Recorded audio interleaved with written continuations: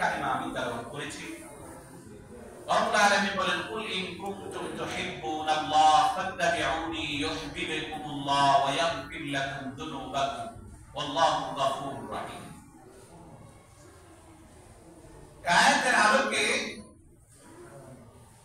যে কথা আমি বলতে চাই সেটা হচ্ছে, প্রথমত প্রত্যেকটা মুমিন মুসলমানের যে তামান্না থাকা উচিত, যে আকাঙ্ক্ষা থাকা উচিত, সেটা হচ্ছে আল্লাহ তাআলা আমাদেরকে ঈমানের যে মহা দৌলত দান করেছেন, এই ঈমান নিয়ে যেন আমরা কবরে যেতে পারি, ঈমানের সাথে যেন আমরা মৃত্যুবরণ করতে পারি।